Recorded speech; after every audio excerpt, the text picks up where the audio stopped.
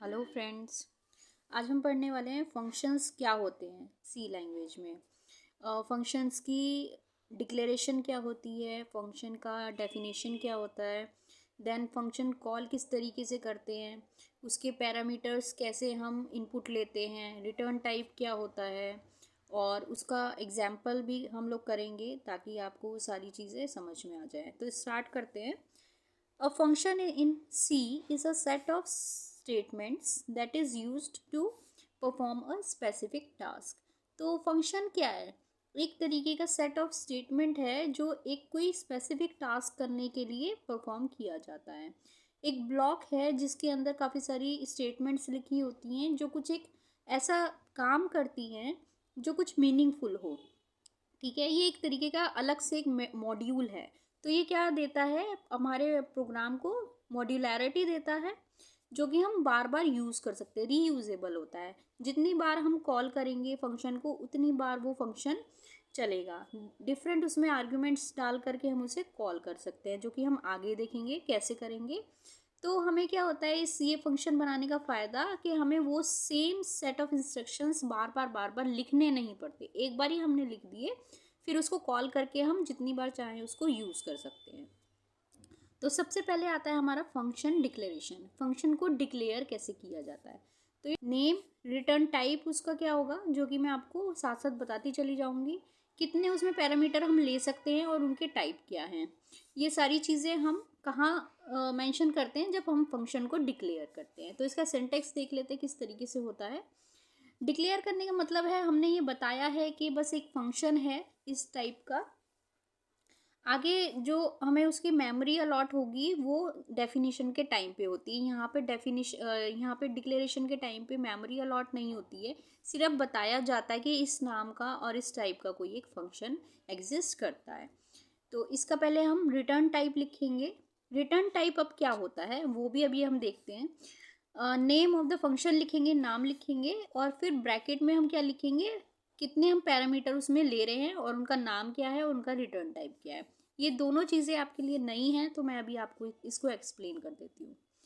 अब इसमें क्या है, ज़रूरी नहीं है कि यही इसी टाइप से हम उसको डिक्लेयर करें। डिक्लेयर करने के और भी अलग अलग तरीके होंगे। जो हमने यहाँ पर लिखा है उसको तो मैंने as it is as an example आपको ये बता दिया कि रिटर्न टाइप जैसे कि इंट हो गया, नाम हो गया फंक्शन का सम, ब्रैकेट में हमने जो पैरामीटर लिया उसका उसका उसका नाम हो गया एक्स, दूसरा पैरामीटर लिया इंट, और वाई हो गया उसका नाम।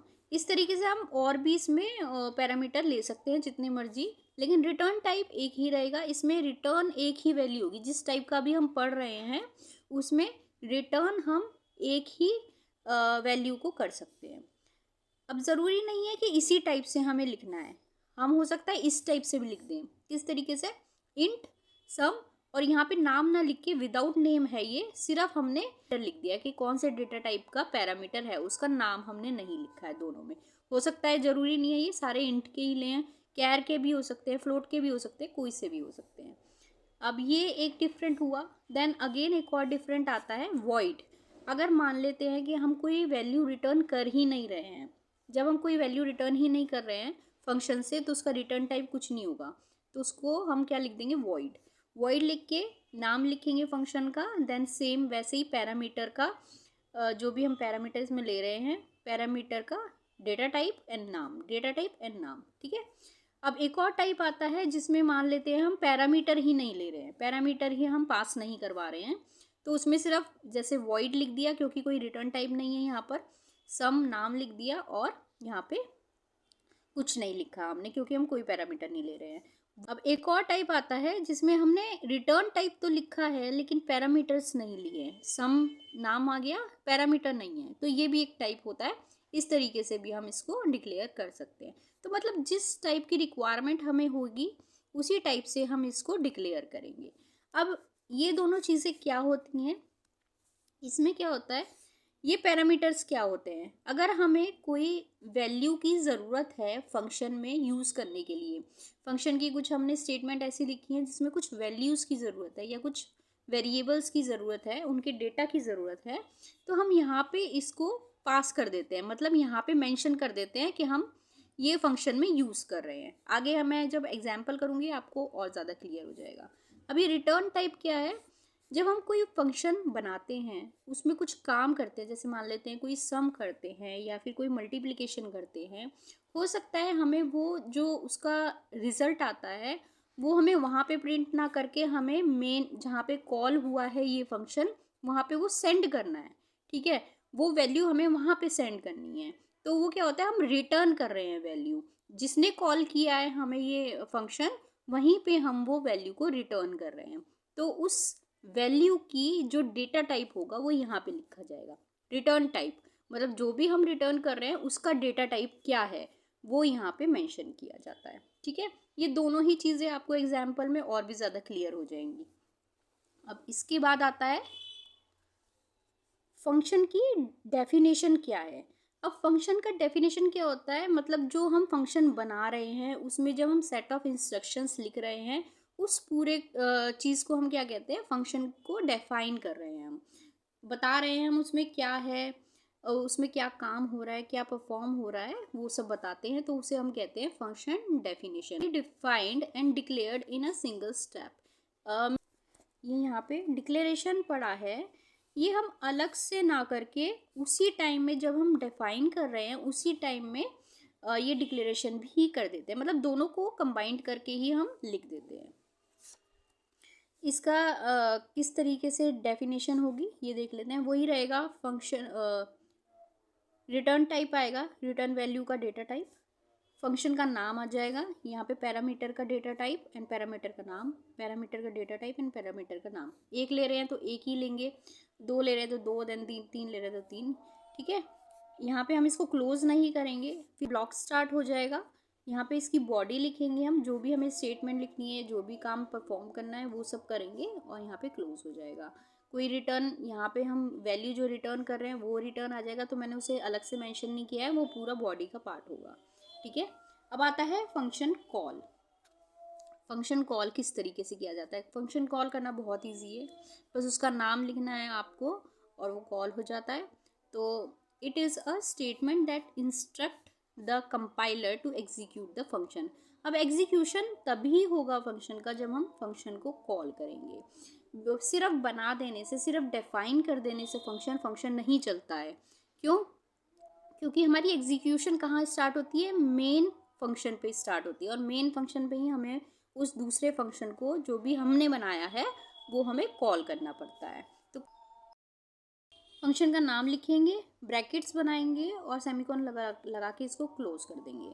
ये तो हुआ सिंपल, जिसमें हमने कोई पैरामीटर को पास नहीं करा है। अगर हम कोई पैरामीटर पास कर रहे हैं देन कैसे कॉल करेंगे, फंक्शन का नाम लिखेंगे, यहाँ पे पैरामीटर्स को पास कर देंगे, जो भी हमें वैल्यू यहाँ पे पुट करनी है वो यहाँ पर आ जाएगी और इस तरीके से ये कॉल हो जाएगा।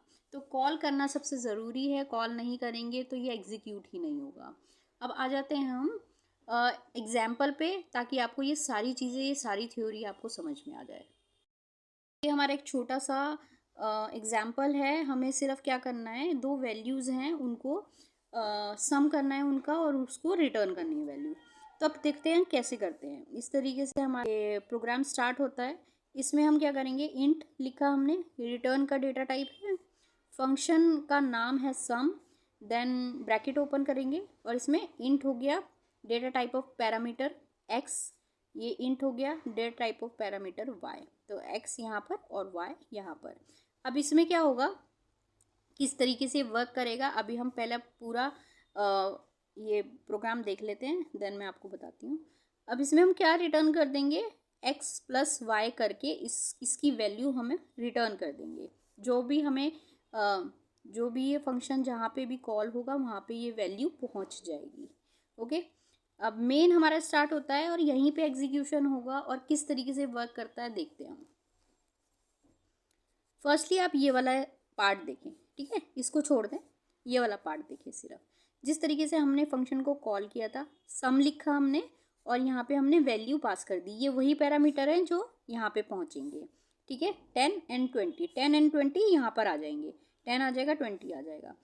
अब देखिए हमने क्या करा है, एक्स और वाई को अलग से हमने डिक्लेयर नहीं करा है, इसलिए हमने यहीं पे डायरेक्ट डिक्लेयर कर दिया कि इंट टाइप का एक वेरिएबल है x, इंट टाइप का एक वेरिएबल है y।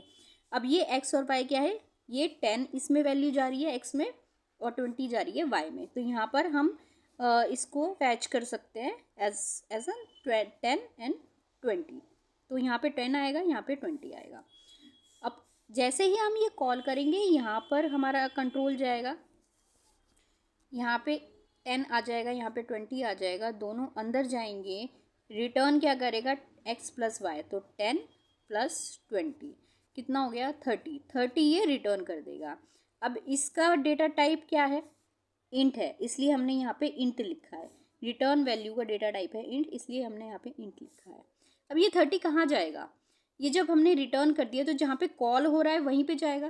तो जैसे ही कॉल ये पूरा ख़त्म हो जाएगा तो यहाँ पे क्या चला जाएगा, 30 आ जाएगा यहाँ पे। मतलब क्या है, ये 30 कहाँ चला जाएगा, अब इसको भी तो स्टोर करने के लिए कोई जगह चाहिए ना, इसको भी स्टोर करने के लिए कोई वेरिएबल चाहिए। जैसे हमने x और y लिया वैसे ही हम एक और वेरिएबल लेंगे z, जो कि जिसमें कौन सी वैल्यू चली जाएगी, ये 30 z में चली जाएगी। क्योंकि हमें पता है असाइनमेंट का काम कैसे होता है, ये असाइनमेंट ऑपरेटर है, कैसे काम होता है, जो भी हम यहाँ लिखते हैं वो असाइन हो जाता है इस वाले वेरिएबल में, या यहाँ पे जो भी होता है उस पर असाइन हो जाता है।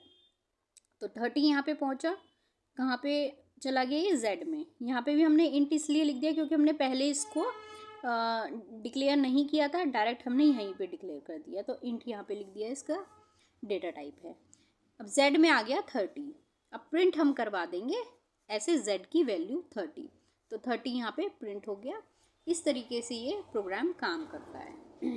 तो सिंपल है, एक दो बारी अब आप लिखोगे, आप देखोगे तो आपको ये समझ में आ जाएगा। अभी आपके लिए नई चीज़ है तो थोड़ी सी दिक्कत हो सकता है हो। यहाँ पे हमने कॉल किया है विद सम वैल्यूज़, नॉर्मल देखिए, कॉल किया है विद सम वैल्यूज़ हमारी यहाँ पे पहुँच गई। तो वैल्यू को स्टोर करने के लिए कोई वेरिएबल चाहिए, तो वो हमने लिया x एंड y। क्योंकि हमने इसको पहले डिक्लेयर नहीं किया है इसलिए हमने यहीं पे इसके डेटा टाइप लिख दिए।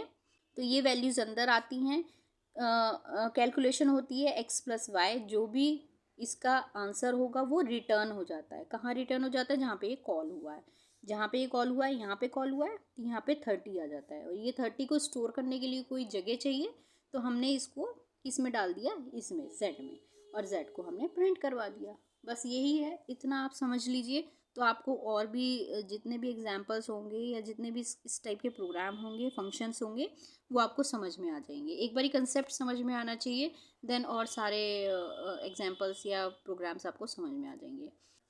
अगर आपको कोई प्रॉब्लम होती है इसमें, देन मुझसे आप पूछ सकते हैं। और इसके बाद हम क्या करेंगे, किस किस तरीके से ये पैरामीटर पास किए जा सकते हैं, उसके भी अलग अलग टाइप होते हैं, तो वो पढ़ेंगे। और कौन कौन से टाइप के फंक्शन होते हैं, फंक्शन भी अलग अलग टाइप के होते हैं, तो वो पढ़ेंगे। तो 2 वीडियोज़ इसकी और बनेंगी। Till then, bye bye.